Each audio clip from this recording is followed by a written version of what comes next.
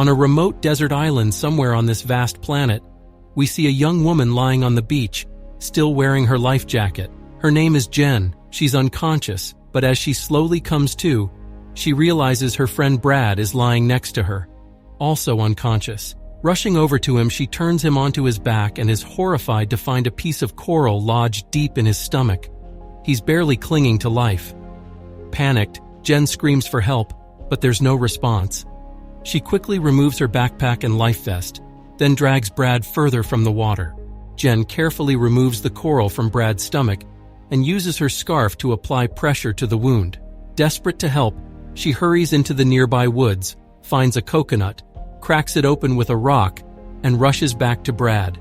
She tries to give him the coconut water, but it's too late. He has already passed away. Grief-stricken, Jen holds his face, calling out to him, but he's gone. The island they're stranded on has only a narrow strip of beach, surrounded by dense jungle. Overcome with sorrow, Jen aimlessly walks around the island before finding herself back at Brad's body. Jen heads into the jungle again, where she comes across a clearing. Hanging from a tree, she spots a bag, and nearby, a red cooler. Filled with hope, she calls out, hoping to find someone, but the island remains silent. Checking the bag, she finds old medicine dated from 1994. Realizing that whoever was here before has long since gone, inside the cooler, she finds a few bottles of Coca-Cola, but leaves them behind, uninterested. She moves on and discovers a thermos and a small metal box, which contains a deck of cards, a pack of matches, and a few other odds and ends. Continuing her exploration, Jen discovers an abandoned tent. Inside a nearby backpack, she finds an old Game Boy, a car radio, a book, and a teddy bear. Later, when she returns to the beach, she hears a noise coming from a hollow tree and upon investigating finds a tropical bird. She gathers leaves to cover Brad's body. As she looks around, the sight of the empty beach and endless ocean sinks in. That night, heavy rain forces her to seek shelter under some leaves, using her jacket to keep dry. By morning, she spots small fish washed up on the shore, and as she picks them up, she notices a dead shark nearby, split in half with deep gashes across its body. Jen gazes at the ocean, wondering what could have caused such massive injuries. She attempts to clean the fish using a flat stone, but the task proves too difficult, so she gives up and returns to the cooler. Sitting with her belongings, she opens her diary, only to find the water has washed away all the ink. She stares at a photo of her and her boyfriend that somehow survived the water damage. Venturing deeper into the jungle, she stumbles upon another clearing, where she sees an old burial site marked for 3 people who were there long before her. The eerie discovery fills her with dread. Jen returns to the beach to find Brad's body already starting to decompose. She pulls his body toward the forest, digs a shallow grave, and buries him there, placing a piece of wood marked with his initial as a headstone. That night, Jen makes a small shelter for herself and roasts some fish for dinner, spending her first lonely night on the island. The next morning, she walks along the shore, searching for any signs of hope or resources, but she is horrified to see that Brad's grave has been disturbed. His body is missing. She grabs a piece of wood, sharpens it with a stone into a makeshift spear for protection, and looks around anxiously, expecting to find whatever took Brad, but she sees nothing. Night falls again, and Jen is on high alert, ready for any movement or noise, terrified that whatever took Brad's body might come for her. Yet, nothing happens, and all is quiet. The following day, Jen spots something in the distance. She swims toward it and discovers a bucket and a suitcase. Diving deeper, she notices a dark hole at the ocean's bed. Jen takes the bucket and the suitcase back to the beach, where she finds a pair of sneakers and some clothes.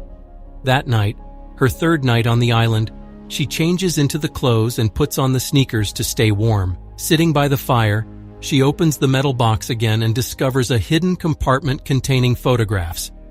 As she examines the pictures by the firelight, she hears the sound of a plane overhead. She rushes to grab a flare, firing it off, but nothing happens. She tries again, and this time the flare ignites. Watching the flare fade into the distance, Jen waits for a response. But instead of help, she sees a humanoid creature emerging from the water. Frightened, She grabs her wooden spear and flees into the jungle. She finds a place to hide, listening to rustling leaves and the sound of approaching footsteps. Jen stays hidden until she eventually hears the creature leave. The next day, she returns to the beach and examines the 4 photos she had looked at the night before.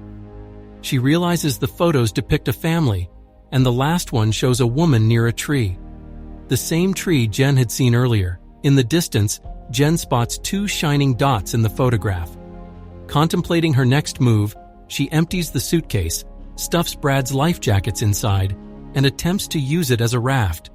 However, after several failed attempts, she realizes the suitcase raft can't support her weight and throws it back onto the beach. That night, she uses the hollow tree as shelter, keeping her weapon close by in case the monster returns. During the night, while sleeping inside the trunk, Jen hears the monster return. She stays perfectly still as the creature rolls the tree trunk with her inside. Fortunately, the attack doesn't last long, and the creature eventually leaves. The next morning, Jen cautiously emerges from the trunk and manages to catch a small shark using fish as bait. That night, her 5th on the island, she uses the shark as bait for the creature. Hiding in a spot where she can watch the shark, she hopes the monster will take the bait and leave her alone. Jen closes her eyes briefly, and when she opens them, the shark is gone. The following morning, Jen examines the ropes she had used to hang the shark. While sharpening her weapon, she notices something in the water, a body floating in the ocean.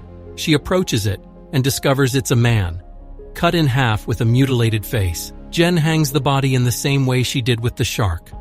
On the 6th night, she watches from her hiding spot as the monster knocks down the body and drags it into the ocean. She hears the distant sound of an airplane, but hesitates to act. The creature's footsteps are nearby, but Jen remains silent until it moves away.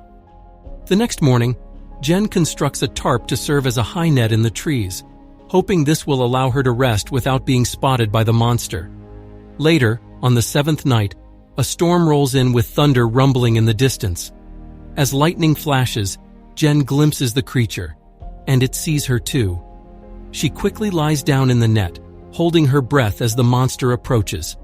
It pulls at the net, causing Jen to fall to the ground, but she manages to escape. She grabs her weapon and sprints toward the beach, running as fast as she can. The creature leaps from the water, almost catching her, but Jen narrowly escapes as the monster retreats. The creature resurfaces in front of Jen, and she stabs at it with her weapon.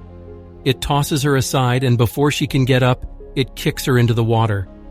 Jen searches for the beast, but it disappears. Injured and shaken, she retreats into the jungle and climbs a tree to rest and recover. In the morning, she returns to the beach to clean her wounds from the fight. To her surprise, she spots an inflatable raft with a tent drifting toward the island. Unable to believe her eyes, Jen swims out to the raft and finds 2 survivors from the shipwreck, her boyfriend, Lucas, and their friend, Mia Reed. Once on the beach, Jen throws herself into Lucas's arms, overwhelmed with relief. Lucas reassures her, telling her everything will be fine now. Later, Jen prepares breakfast for Lucas and Mia, offering them a 20-year-old soda she found. They admire the beauty of the island, but Jen warns them about the lurking danger. Lucas tries to calm her down, affectionately calling her dear, but Jen insists the sea monster is real and that it drags its victims into the dark hole she saw in the ocean. She also tells them about their friend Zach, whose mutilated body was eaten by the creature. Lucas and Mia exchange worried glances. Jen shows them a photo of the family, pointing out the monster's glowing eyes, but they remain skeptical. Mia wonders who buried the family on the island, suggesting the graves Jen mentioned. Despite Jen's warnings, Mia and Lucas suggest waiting for Brad or someone else to arrive, as the current seems to bring everyone to the island. Jen breaks down, revealing that Brad, her boyfriend, didn't survive the shipwreck and that the monster dragged his body underwater. Mia walks away in tears, trying to process the loss. As they stand on the beach, Mia stares out at the calm ocean, admitting how terrified she was on the raft, counting each day as if it were her last. Jen insists it's better to risk their lives on the raft in the ocean than to stay on the island and be devoured by the monster. But Mia disagrees. Lucas, having experienced his own struggles, is also hesitant to return to the water. Nevertheless, Jen is determined to leave the island before nightfall. Jen suggests they sail west, as that's the direction planes fly, believing there might be people living there. She asks Lucas for a pocket knife, intending to gather as much food as possible before leaving. When she opens the knife, Jen notices traces of red liquid on it and realizes something terrible happened on the raft. She becomes suspicious that Lucas and Mia are hiding the truth from her.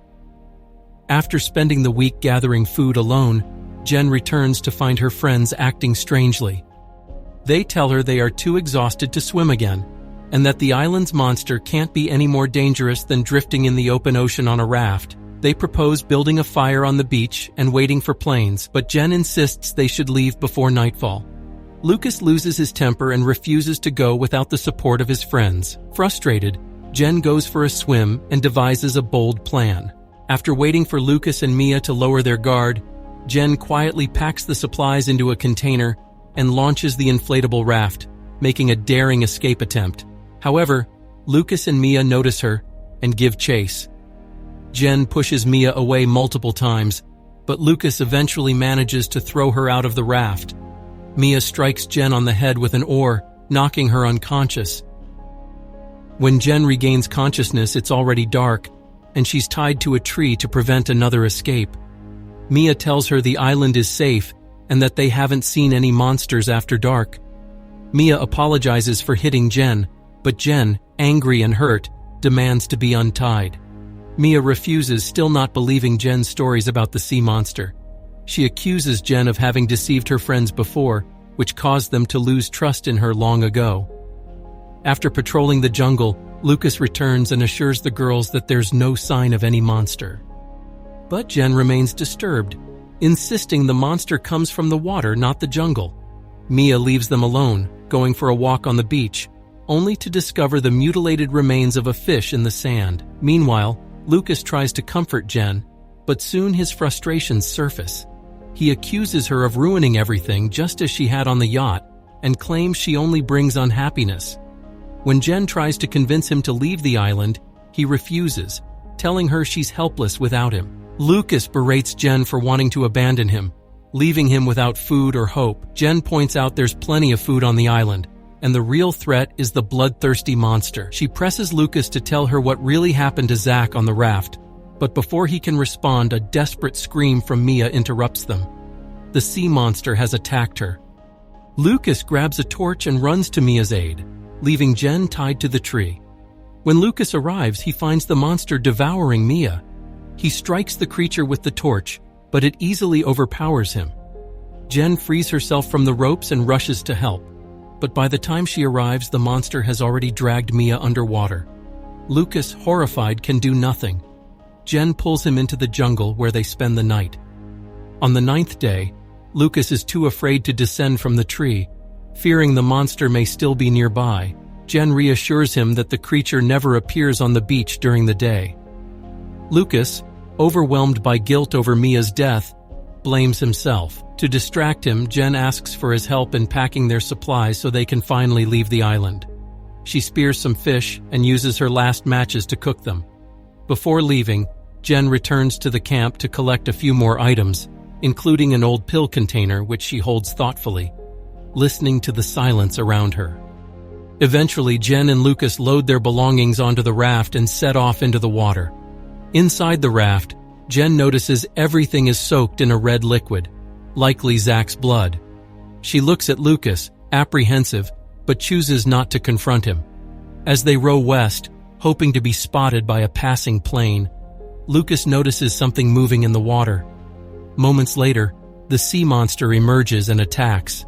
Lucas and Jen barricade themselves inside the raft, but the monster continues its assault, striking from all sides. They're terrified, as they believe the creature only came out at night.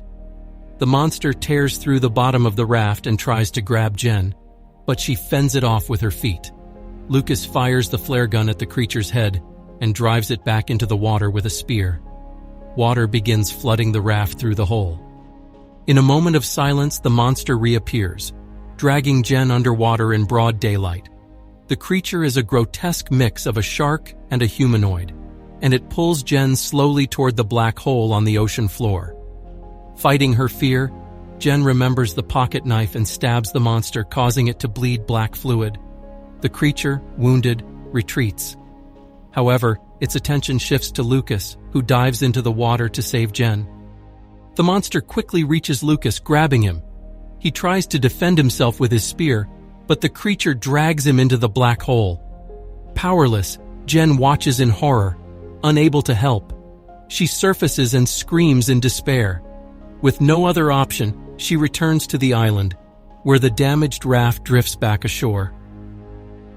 Struggling to light a fire, Jen writes a final entry in her diary, recounting the events on the island and the horrors of the sea monster. She hopes her message will aid any future survivors, in case she doesn't survive her next encounter with the creature. Determined to end the nightmare, Jen prepares for a final battle.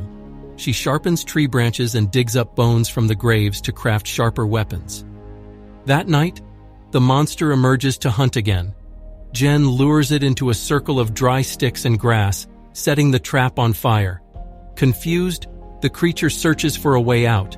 Seizing the opportunity, Jen strikes with her spear. She grabs more sharp sticks and continues attacking, but the monster hurls her aside. Refusing to give up, Jen relentlessly stabs the monster's previous wound. After a fierce struggle, Jen tries to reach her weapon, but the monster grabs her by the head, intent on crushing her skull. In a final desperate move, she pulls out a small piece of wood and stabs the creature in the chest repeatedly. Both are severely injured, but the monster continues pursuing her toward the shore. Jen braces for one last attack, but the creature collapses from its injuries. She seizes the moment, piercing it with her spear and decapitating its lifeless body. As dawn breaks, Jen limps toward the raft, carrying the monster's head as proof of her survival. The island is now in flames, serving as a signal for anyone to spot from afar, her salvation at last.